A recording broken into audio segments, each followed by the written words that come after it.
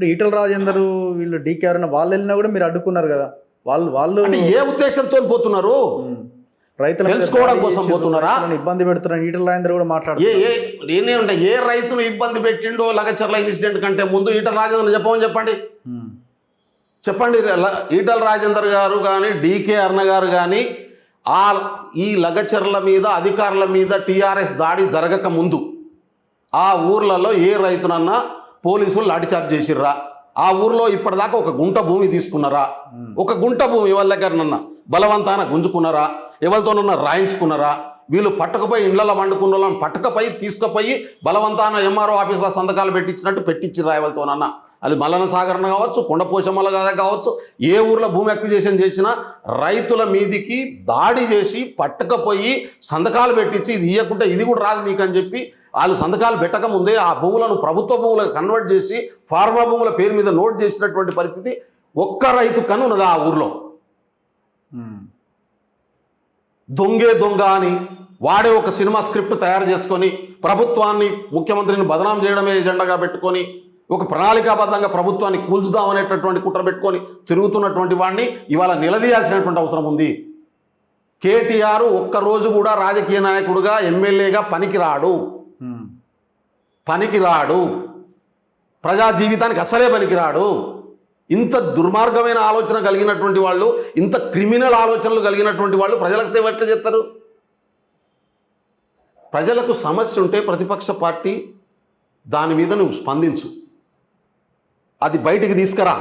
నేను ఇచ్చిన ఇప్పుడు డేటా, నేను ఇది రాకముందు నేను ఆ రోజు మీరు వీడియో చేసి పంపించాను.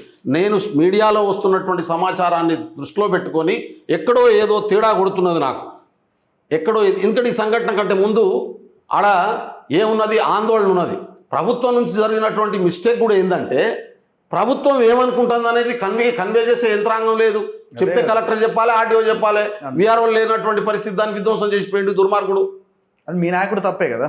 అందుకనే మీ నాయకుడు చుట్టూ మీలాంటి వాళ్ళని పెట్టుకోకుండా వేరే వాళ్ళని పెట్టుకుంటే ఇట్లనే ఉంటుంది. అందుకనే పార్టీ పరంగా కూడా మేము పార్టీ పరంగా, నువ్వు అడిగినావు, మంచి ప్రశ్న అడిగినావు, పార్టీ పరంగా కూడా ఈ వాస్తవాలు చెప్పాల్సినటువంటి అవసరం మాకు ఉండే. మేము చెప్పలేదు, మా నాయకత్వం కూడా ఫెయిల్యూర్ ఉన్నది దీంట్లో. అందుకనే వాస్తవాలు మనం చెప్పకుంటే అబద్ధం ప్రజల మధ్యనకి వెళ్ళిపోయి ప్రజల్ని కన్ఫ్యూజ్ చేస్తుంది. నేను అందుకనే చెప్తా ఉన్నాను, ఇప్పటికైనా వాస్తవాలు చెప్తాం. అందుకని నిన్న ముఖ్యమంత్రి గారిని కలిసినాం. అసలు మీరు చెప్పండి, ముఖ్యమంత్రి గారు చాలా స్పష్టంగా చెప్పిండు అన్ని విషయాలు. నేను ఎందుకు రేటు పెంచమని చెప్తా, నేనెందుకు ఆడ ఇండస్ట్రియల్ పార్కు పెట్టండి, వాళ్ళు రైతులు ఒప్పుకుంటే పెట్టండి అని చెప్తున్నా. ప్రజలకు ఇబ్బంది కలగొద్దని ఎందుకు ఇన్స్ట్రక్షన్ ఇస్తా? టీఆర్ఎస్ ఒక్కరోజన్నా ఎక్కడన్నా ల్యాండ్ అక్విజిషన్ చేస్తే రేట్లు పెంచి వాళ్ళకు కాంపెన్సేషన్ ఇద్దామనేటటువంటి మాట కానీ గతంలో మనం ఎన్నిసార్లు డిమాండ్ చేసిందా? కానీ ముఖ్యమంత్రి ఇది ముందే అవన్నీ ఆయనకు తెలుసు, అది అనుభవించి వచ్చినటువంటి వ్యక్తి, మొన్నటిదాకా వాటి కోసం కొట్టాయినటువంటి వ్యక్తి, ఇట్లా ప్రజలకు న్యాయం జరగాలని చెప్పినటువంటి వ్యక్తి.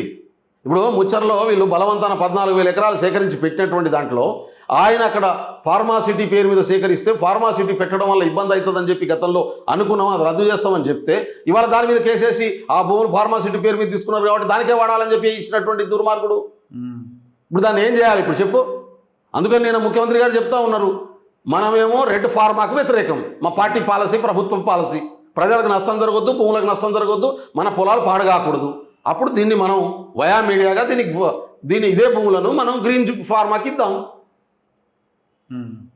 అంటే మేము మా పాలసీని ప్రొటెక్ట్ చేసుకుంటూ ప్రజలకు మేలు చేసే పని చేయాలి, మా పని అది మేము చేస్తున్నాం. అంత కమిటెడ్గా ఉన్నాం, కాంత నిజాయితీతో ఉన్నాం. ప్రతి దాంట్లో కోడిగిడ్డు మీద ఈకలు పీకేటటువంటి ప్రయత్నమే, ప్రతి దాన్ని డైవర్ట్ చేసేటటువంటి ప్రయత్నమే. నేను అంటున్నా, సర్పంచ్లకు పైసలు రాలే, ఎవరు ఇయ్యలే?